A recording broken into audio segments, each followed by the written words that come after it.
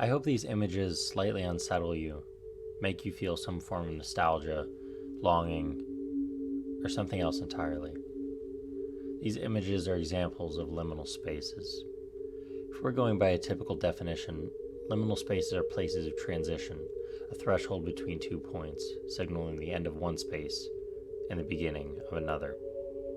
In simpler terms, they are typical, seemingly insignificant places that you would think of little in your day-to-day life.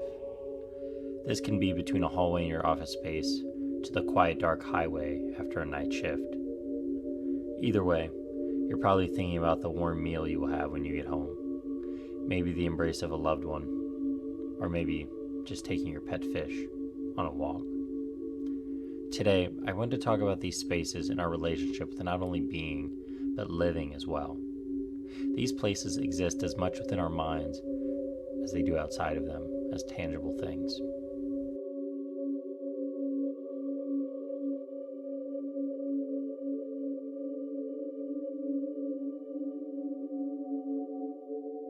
Regardless, you're not thinking about how each carpet tack beneath your scuffed shoe was carelessly or carefully pounded in decades before you were hired to work in HR, just as you don't consider the sun-baked asphalt as you drive over it into the night.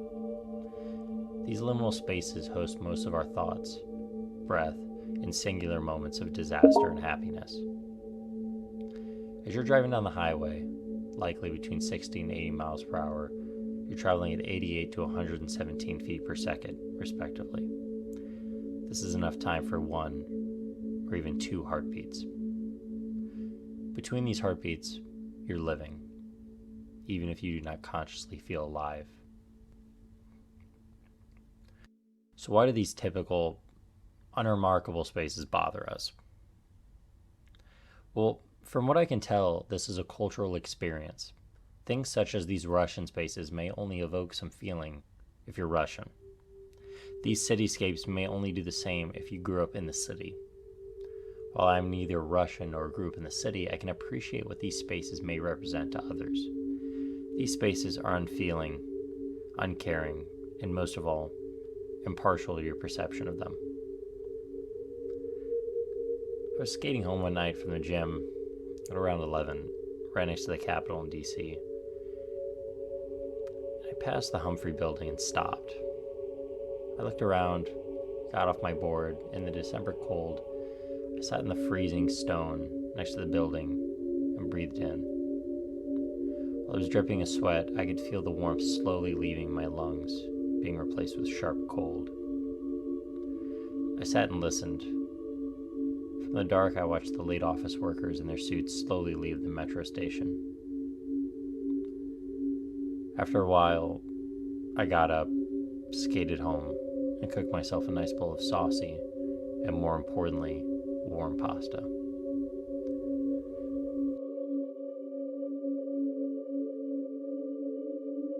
So what does it matter? Why does any of this matter?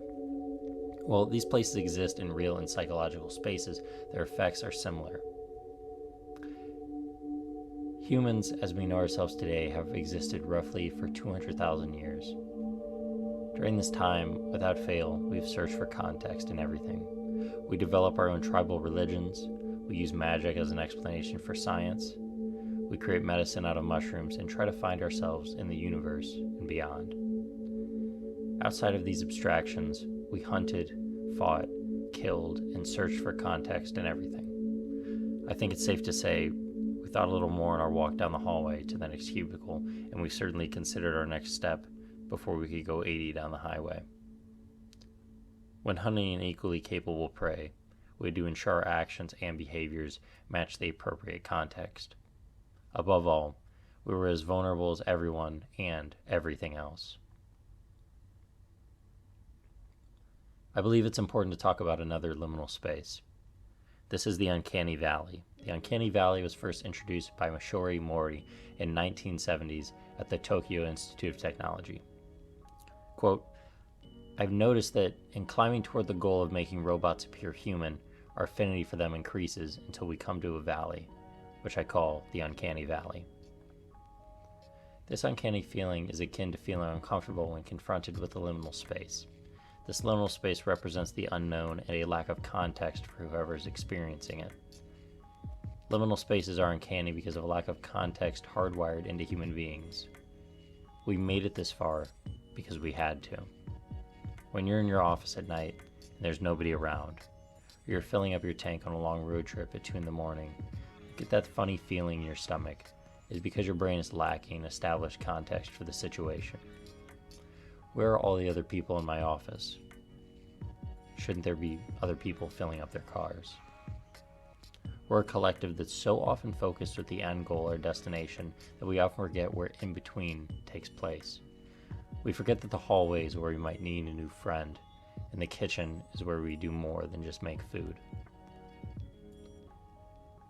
I came to you today to talk about a relationship with being, existing, and living within spaces we normally wouldn't think about. I hope I could answer some questions, ask some new ones, and leave you with some thoughts.